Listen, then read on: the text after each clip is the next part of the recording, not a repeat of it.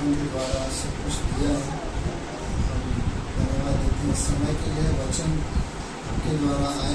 एक बार मैं मसीह के नाम से कहते हैं। आज मैं पैसे शिबैली ने पिछले हफ्ते में पैसे शिबैली को कौन कौन जानते हैं?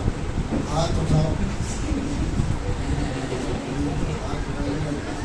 शिबैली जो हमारे मिशन डायरेक्टर है पूरे संसार में, अमेरिका से आते हैं यहाँ पर।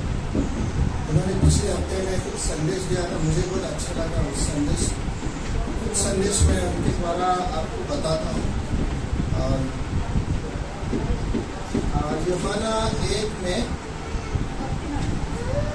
1:16 में, क्योंकि उसकी परिपूर्णता से हम सब ने प्राप्त किया, अर्थात अनुग्रह ही अनुग्रह।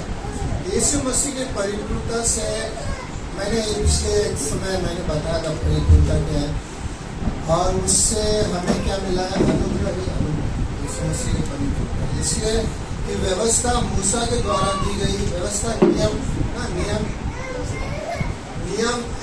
इसके द्वारा मूसा के द्वारा दी गई थी, परंतु अनुग्रह और सच्चाई यीशु मसीह के द्वारा पहुंची। तो अनुग्रह और सच्चाई यीशु मसीह के द्वारा हमारे पास पहुंची।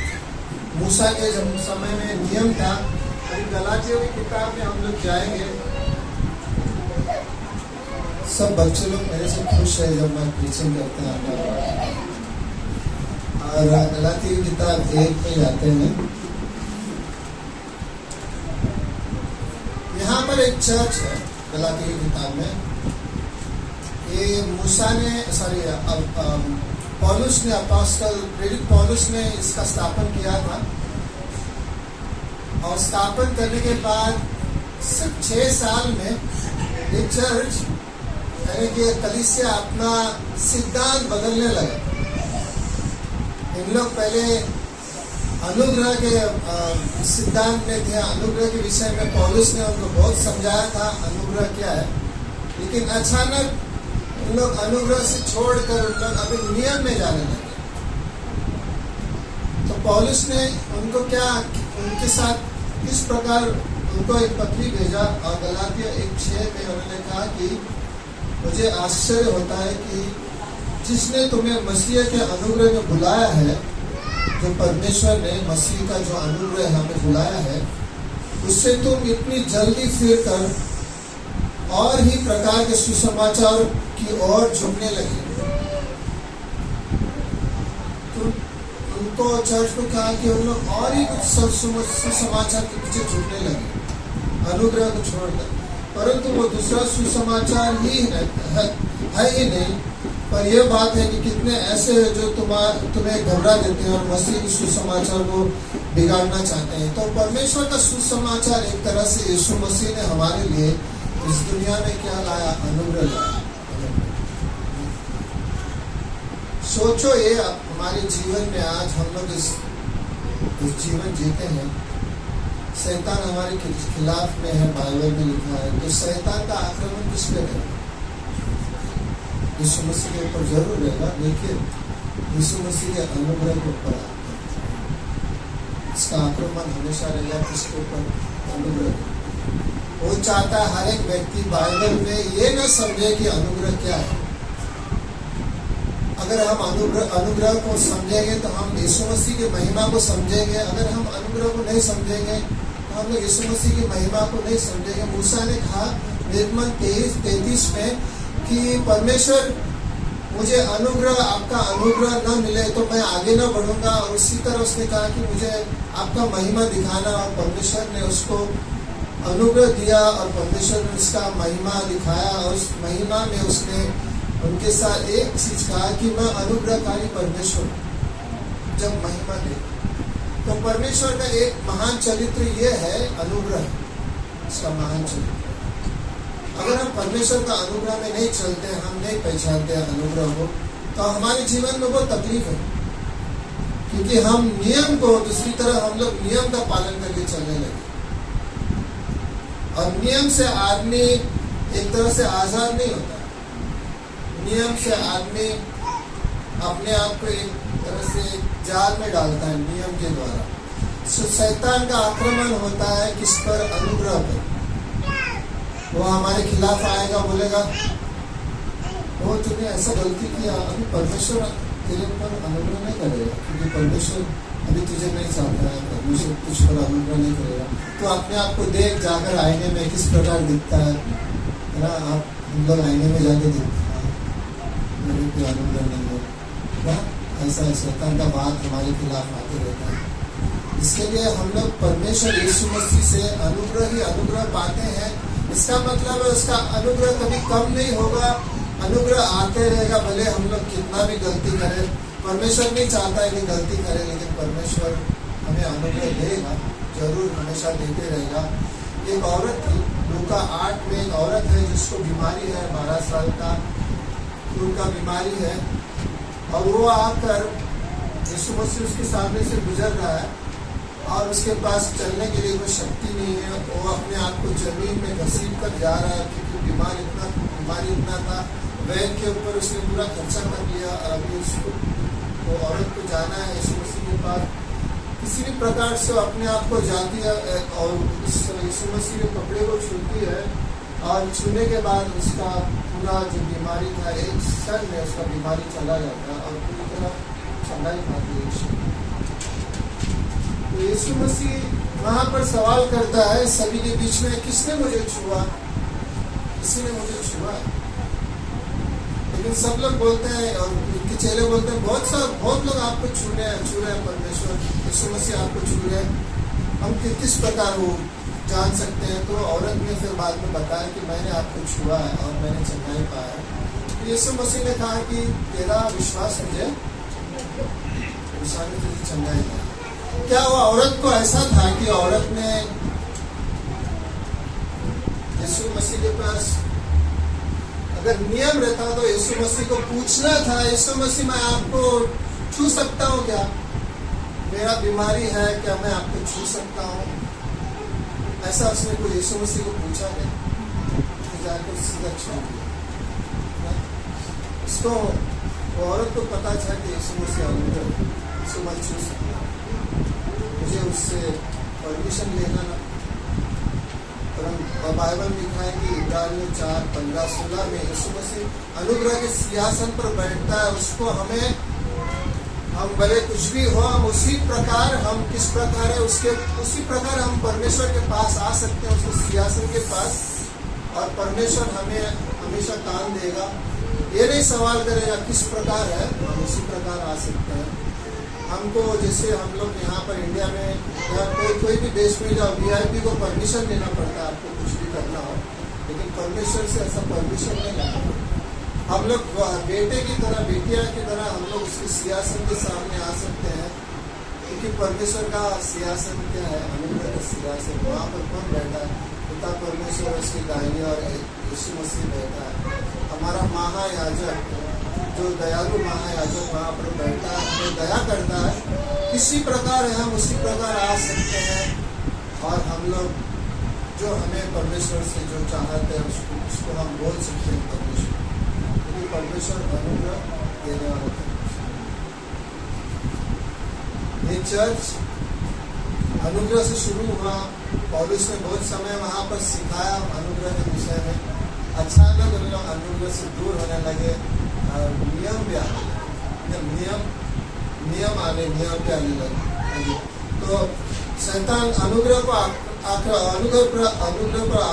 आक्रमण करता है। वो एक चीज पर आक्रमण नहीं कर सकता जो हमको परमेश्वर ने पद दिया है ना। एक पद दिया है परमेश्वर ने। हमारा पद क्या है कि हम लोग सिंहासन, परमेश्वर यीशु मसीह सिंहासन पर बैठे हैं, हम उनके अंदर, यीशु मसीह के अंदर स्वर्गीय स्थानों में हमें एक स्थान दिया गया। उस स्थान को वो आक्रमण नहीं कर सकता है, क्योंकि हम यीशु मसीह के अंदर हैं। हम तो स्वर्ग के वारिस हो गए यीशु मसीह में विश्वास करने के द्वारा। अभी उस पद को वो हटा नहीं सकता, लेकिन हमको ये जीवन का जो अनुभव है ना, हम लोग अनुभव करते हैं ना हर एक दिन, उस जीवन का अनुभव में वो आक्रमण करने की कोशिश करता है। और उसको पता है कि विश्वासी को परमेश्वर ने अनुग्रह दिया है, और वो अनुग्रह पर आक्रमण करता है ताकि वो यीशु मसीह में बढ़े ना। पत्रस लिखा है कि हम यीशु मसीह में बढ़े, हम उसके अनुग्रह में बढ़े, उसके वचन में बढ़े, तो उसका आक्रमण उस पर रहता है। तो अनुग्रह एक परमेश्वर का महान चरित्र है हमारे लिए।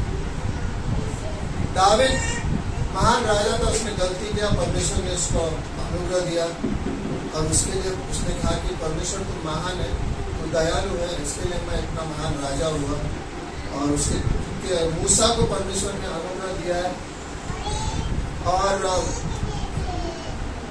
ऐसे शिबैली का ये कहना था, मैं अनुग्रह के विषय में कुछ ऐसे पॉइंट्स कहा मैं आपको बताना चाहता हूँ कि हम लोग जो वचन पढ़ते हैं, परमेश्वर का वचन, बाइबल पढ़ते हैं, यहाँ सब लोग बाइबल पढ़ते हैं, सबको समय मिलता है बाइबल पढ़ने के लिए, सब लोग पढ़ते हैं।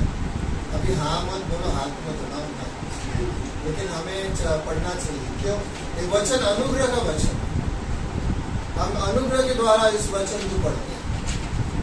वचन अनुग्रह का वचन है। प्रेरितों के काम 20:32 में हम लोग विश्वास में चलते हैं, लेकिन किसका विश्वास है? यीशु मसीह का विश्वास है, लेकिन वो अनुग्रह का विश्वास है। रोमाई 5। हमको परमेश्वर ने एक अनंत काल का मकसद दिया है हमारे जीवन में। हम हर एक के जीवन में परमेश्वर ने एक मकसद दिया है। हमें इस दुनिया में परमेश्वर ने जन्म दिया है, हमें रखा है।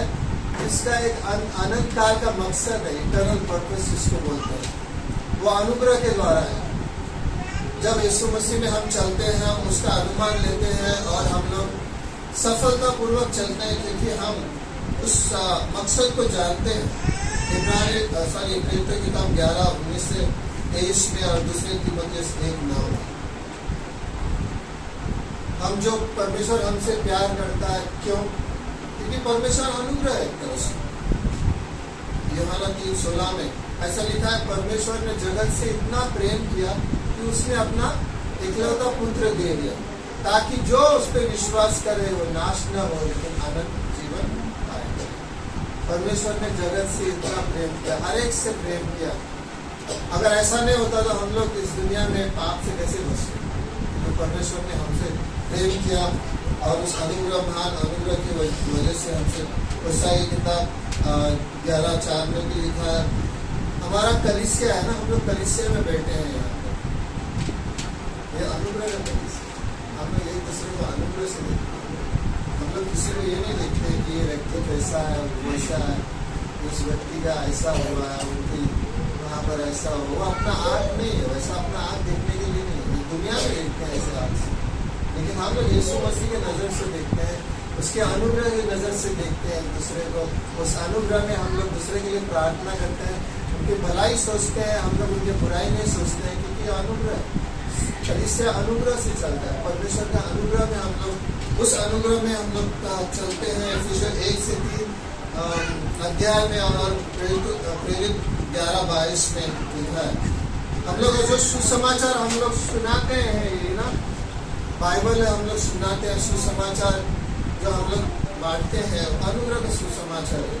प्रेरितों की काम 20:24 में यीशु मसीह ने जब क्रूस पर अपना बलिदान दिया, उसका शब्द था, एक सप्ताह पूरा हुआ, कार्य पूरा हुआ, यानी कि फिनिश, इट इज फिनिश, कार्य पूरा हुआ। क्यों? क्योंकि अनुग्रह की वजह से। उसके दुश्मन थे वहां पर, उनको क्या बोला यीशु मसीह ने? परमेश्वर इन्हें माफ करना, ये नहीं जान रहे कि क्या क्या कर रहे। पिता परमेश्वर ने अपने बेटे को बलिदान के रूप में दिया था, लेकिन वो उनके ऊपर क्या क्या बोले और थूके और बहुत कुछ उनको क्रूस पर उनके लिए किया, लेकिन फिर भी यीशु मसीह ने उनको अनुग्रह दिया। और वो चाहता था कि सभी आदमी स्वर्ग में आए, जिस प्रकार वो होगा। एक दो उसके साथ चोर थे जो भी उनके साथ थे क्रूस पर।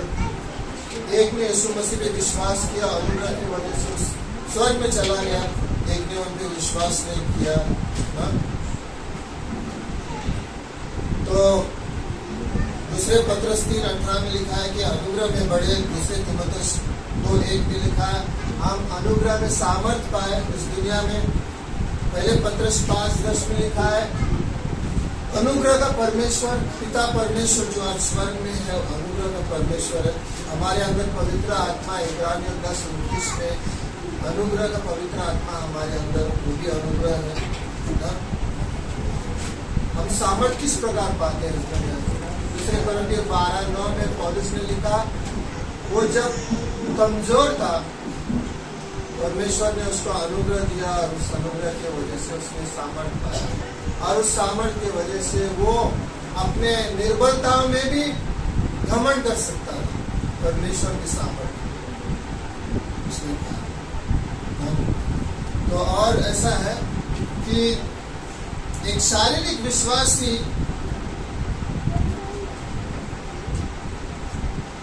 परमेश्वर के अनुग्रह को नहीं पहचानता। शारीरिक विश्वास, उसने यीशु मसीह में विश्वास किया है लेकिन अभी भी शारीरिक में चलता है, वो उसने नहीं पहचानता है अनुग्रह क्या है। अगर एक कलीसिया का सर कौन है? यीशु मसीह है जो स्वर्ग में है ना?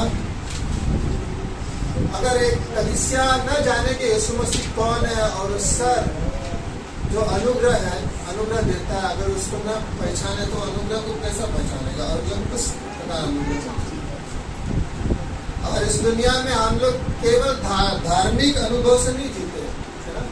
एक समय था हम लोग धार्मिक अनुभव में चलते थे, उस समय में जीते थे, लेकिन हम लोग इस प्रकार नहीं जीते हैं इस दुनिया में धार्मिक अनुभव। हम लोग परमेश्वर की अनुग्रह में चलते हैं। हम जानते हैं कि परमेश्वर अनुग्रह देता है और उस अनुग्रह में हम परमेश्वर की महिमा करते हैं, है ना? हमारे दुश्मन जो शैतान है वो हमेशा कोशिश करता है कि एक हिंदी में एक शब्द है परिभाषित, जो उसको बोलता है परिभाषित। सब लोग समझते हैं परिभाषित क्या है? हाँ? परिभाषित का मतलब क्या है? इसको बोलता है रीडिफाइन। रीडिफाइन का मतलब है कि वो अनुग्रह को बदलने की कोशिश करना है हमारे जीवन, उसका कोशिश करना है। और ये पतरस ने जब यीशु मसीह सब कुछ गलती करने के बाद पतरस के पास यीशु मसीह आया तो उसने समझ लिया कि अनुग्रह, और वो महान, एक तरह से महान प्रचारक बन गया। हम लोग देखते हैं प्रेरितों के काम में ना? तो कलीसिया, गलाती हुए कलीसिया 6 साल के अंदर अपने आप को बदलने लगी, लेकिन पौलुस ने उनको समझा कि हम लोग नियम ने रूढ़िवादी नहीं है, हम लोग अनुग्रह के द्वारा। जैसे दिनेश ने बोला कि चर्च का कार्य किस प्रकार हम लोग करते हैं? अनुग्रह से करते हैं। सब कुछ सफल होगा अनुग्रह से। चर्च बनाना होगा कैसे? परमेश्वर के अनुग्रह से। हम परमेश्वर से भरोसा करते हैं, प्रार्थना करते हैं, और परमेश्वर बोलते हैं, परमेश्वर को बोलते हैं परमेश्वर हमें आगे बढ़ाइए। तो कैसे होगा? अनुग्रह से। सब कुछ अनुग्रह से होता है, इस परमेश्वर के अनुग्रह से, और उस अनुग्रह में हम लोग चलते हैं। तो ना हम लोग ऐसे नियम का पालन नहीं करते। हम लोग परमेश्वर के अधीन है, परमेश्वर जो बोलता है उसमें हम लोग चलते हैं, लेकिन अनुग्रह सब परमेश्वर अनुग्रह के द्वारा सब कुछ होता है। हम लोग कुछ भी देते हैं और अनुग्रह से परमेश्वर हमें